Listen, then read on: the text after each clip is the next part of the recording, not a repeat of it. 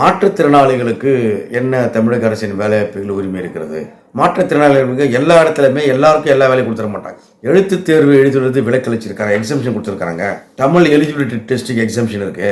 மாற்றுத்திறனாளிகளாக உள்ளவர்களும் இந்த சமூகத்தில் சம அந்தஸ்தோடு சம உரிமையோடு வாழ வேண்டும் என்பதற்காக போடப்பட்ட அரசாணை இது.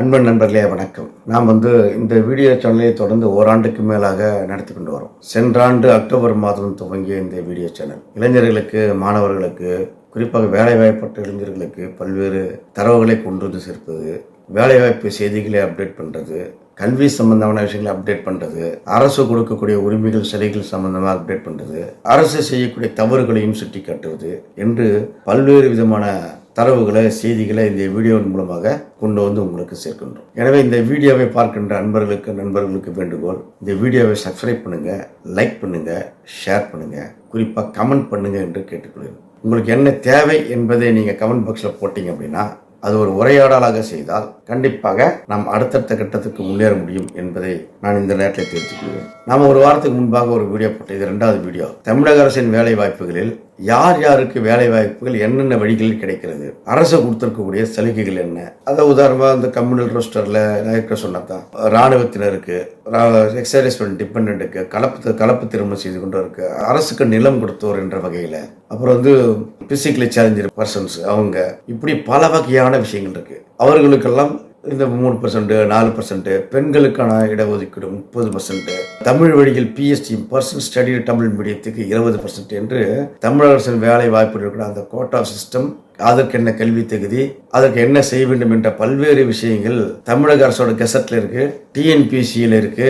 எல்லாவற்றையும் படித்து பார்க்கணும். அப்போ எத்தனை பேர் படிச்சிருப்பாங்கன்னு தெரியாது. இருந்தாலும் கூட நமக்கு தெரிந்த விஷயங்களை, நான் கற்றுக்கொண்ட தெரிந்து கொண்ட விஷயங்களை உங்களுக்கு கொண்டு வந்து சேர்க்க வேண்டும் என்பதும், இனிமேல் வரக்கூடிய ரெக்ரூட்மெண்ட்ல அதை நீங்கள் பயன்படுத்தி, சரியாக பயன்படுத்தி அந்த வேலைவாய்ப்பை பெற வேண்டும் என்பதுதான் இந்த வீடியோட நோக்கம். அந்த வகையில் தான் இப்பொழுது இந்த வீடியோவில் சொல்ல போறதுன்னா, மாற்றுத்திறனாளிகளுக்கு என்ன தமிழக அரசின் வேலைவாய்ப்புகள் உரிமை இருக்கிறது.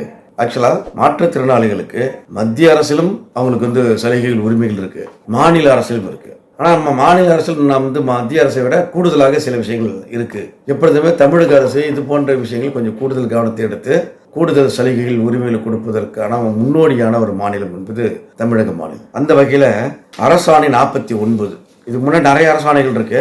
லேட்டஸ்டா இருக்கு 23/5/2022. இந்த அரசாணை என்ன சொல்லியிருக்காங்கன்னா, தமிழ்நாட்டில் உள்ள அனைத்து தெரிவு ஏஜென்சி, ரெக்ரூட்மெண்ட் ஏஜென்சி நடத்தப்படும் போட்டித் தேர்வுகளில் தமிழ் மொழி தகுதி தேர்வினை எழுதுவதிலிருந்து மாற்றுத்திறனாளி தேர்வர்களுக்கு விலக்களிச்சிருக்காங்க. மாற்றுத்திறனாளியா இருக்கிறவங்க டிஎன்சி மூலமாக நடத்தப்படுகின்ற அந்த டெஸ்டில் இருந்து விலக்கு கொடுக்குறாங்க என்று ஒரு ஜீவ அரசாணை இருக்கு. அதோட கூடுதலாக என்னன்னா, நான் யாருக்கு அது பொருந்தும் அப்படின்னு இருக்குல்ல, மாற்றுத்திறனாளிகளுக்கு 4% இடஒதுக்கீடு இருக்கு, 4% இருக்கு. அதை 40% குறைவான குறைபாடுகளை கொண்ட மாற்றுத்திறனாளி, அதாவது 60%, 70% திறனாளிகள், மாற்றுத்திறனாளிகள் இருக்காங்க. அந்த சர்டிபிகேட் யார் கொடுப்பா? மாற்றுத்திறனாளிகளுக்கான ஒரு மருத்துவமனை இருக்கு. அந்த மருத்துவமனையில் இவர் 40%, 50%, 60%, எத்தனை சதவீதம் மாற்றுத்திறனாளியாக உள்ளார் என்று ஒரு சர்டிபிகேட் கொடுப்பாங்க. அந்த சர்டிபிகேட் ஒரு அட்டமாக இருக்கும், அதை வாங்கி வைத்துக் கொள்ள வேண்டும். அந்த சர்டிபிகேட் அடிப்படையில் தான் இவர் மாற்றுத்திறனாளி, இத்தனை சதவீதம் எதற்கெல்லாம் பொருள். ஏன்னா மாற்றுத்திறனாளிகளுக்கு எல்லா இடத்துலையுமே எல்லாருக்கும் எல்லா வேலையும் கொடுத்துட மாட்டாங்க. அது 4%, 1% ஒரு 4% பிரிச்சிருக்கிறாங்க. அது நான் பின்னாடி சொல்ல போறேன். அப்ப எழுத்து தேர்வு எழுதுறது விலக்களிச்சிருக்காங்க, எக்ஸம்ஷன் கொடுத்துருக்காங்க. தமிழ் எலிஜிபிலிட்டி டெஸ்ட்டுக்கு எக்ஸம்ஷன் இருக்கு. குரூப் 1, 2, 2A போன்ற எக்ஸாம் எழுதுறதுல main written exam, Tamil eligibility test, இதெல்லாம் எக்ஸம்ஷன் இருக்கு. அதே மாதிரி 3, 4, 7B, 8 போன்ற ஒரே நிலை கொண்ட தேர்வுகளில் தமிழ் மொழி தாளானது மதிப்பீட்டு தேர்வாக Tamil eligibility come scoring test நடத்தப்படுகிறது. இத்தேர்வுகளில் போர்டு, யூனிவர்சிட்டி ஆங்கில மொழி பாடம் மட்டுமே படித்த மாற்றுத்திறனாளிகளுக்கு தமிழ் மொழித்தாள் எழுதுவதிலிருந்து விலக்களிக்கப்படுகிறது என்று சொல்லியிருக்காங்க. நிறைய எக்ஸம்ஷன் இருக்கு. ரிட்டன் டெஸ்ட் எழுத வேண்டியதில்லை அப்படின்ற மாதிரி இருக்கு. இது அரசாணை 29 எப்பொழுது வந்திருக்கு? 23/5/2022 வந்திருக்கு. இது ஒன்று.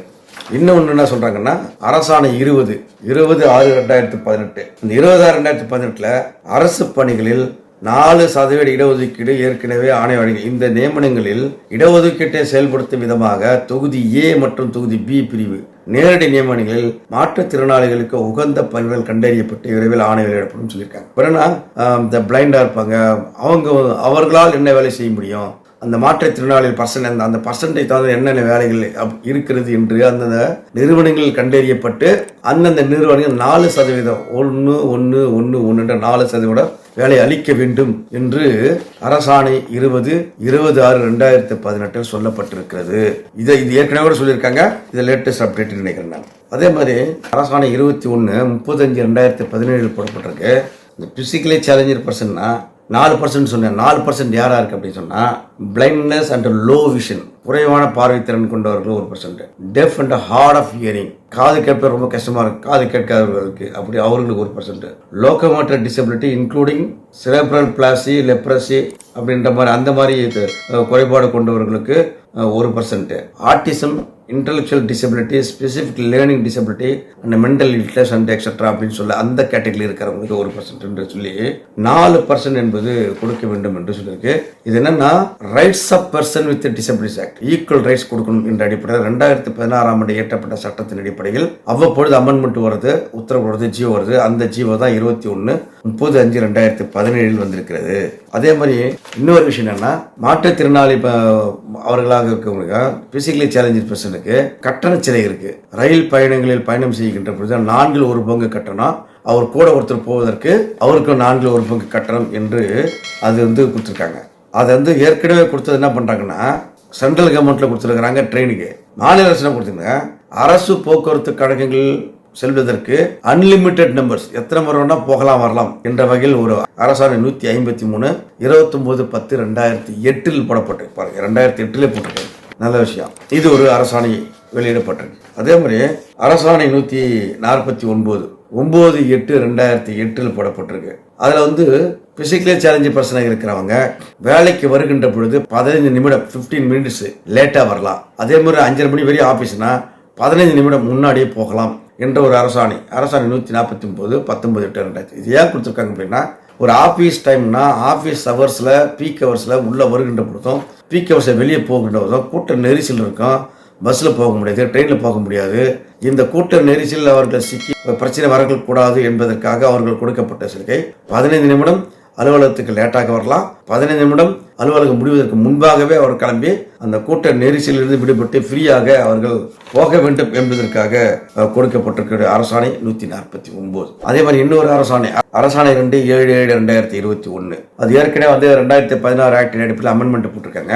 Display publish and display equal opportunity policy under section 21 அனைவருக்கும் சம உரிமை வழங்குவது தொடர்பான உத்தரவு டிசபிலிட்டிஸ் ஆக்டோட அமெண்ட்மெண்ட் ஆக்ட். இது அரசாணை 2/7/2021 வந்திருக்கு. என்ன சொல்றாங்கன்னா அந்த 4% இடஒதுக்கீட்டை வழங்குவதற்கான அவங்க எந்தெந்த இடங்களில் ஒரு இபி கார்பரேஷனு ரெவன்யூ டிபார்ட்மெண்ட் எல்லா அரசு துறைகளிலும் அவர்கள் இந்தந்த இடங்கள் இந்த 4% சொன்ன அந்த இடங்களில் இந்தந்த இடங்களில் இவர்கள் இந்தந்த வேலைகளை செய்ய முடியும். அப்படிப்பட்ட இடங்களை கண்டறிந்து சொல்ல வேண்டும் என்பது ஒன்று. ரெண்டாவது, ஒரு அலுவலகத்துக்கு உள்ள போகின்ற பொழுது அடுக்குமாடி பில்டிங்கா இருக்கும், அந்த இடத்துல லிஃப்ட் இருக்கணும், கீழே அந்த லிஃப்ட்ல போவதுக்காக ரேம்ப் இருக்கணும், அவங்க நடக்க முடியாதவர்களாக இருப்பாங்க.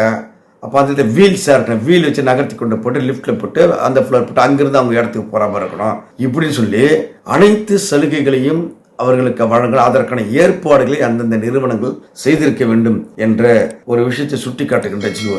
இப்போ வீட்டில இருந்து எப்படி வந்துடுறாங்க, ஆபீஸ் வந்துடுவாங்க, ஆபீஸ் வந்த பிறகு எப்படி போவாங்க, கேட்ல வண்டி பார்க் பண்ணிட்டு போவாங்க, கிரவுண்ட் ஃப்ளோர் 5வது மாடி 8வது மாடி இருக்கா, 8வது மாடிக்கு எப்படி போவாங்க என்ற விஷயங்களை எல்லாம் அதில் இருக்கிற பிராக்டிக்கல் டிஃபிகல்டிஸ் எடுத்துக்கொண்டு இதையெல்லாம் இந்தந்த அரசு நிறுவனத்தில் கண்டிப்பாக இருக்க வேண்டும் என்று போடப்பட்ட உத்தரவு தான்.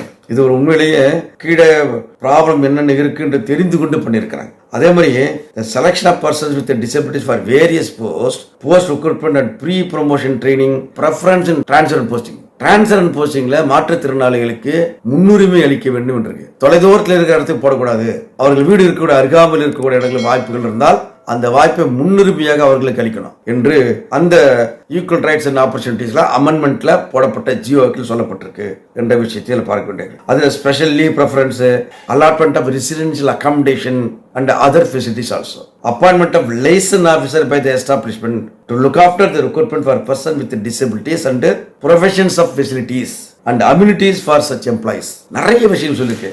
ஸோ ஜிஓ 2/7/2021 ஒரு 2 ஆண்டுகளுக்கு முன்பாக வந்திருக்கக்கூடிய இந்த அரசாணையில் இன்னும் கூடுதலான அவங்களுக்கு உரிமைகள் சிறமைகள் வழங்கப்பட்டிருக்கின்றது தான். அப்புறம் ப்ரொஃபஷனல் டேக்ஸ் கட்ட வேண்டியதில் 100% அவங்களுக்கு கொடுக்கப்பட்டிருக்கு.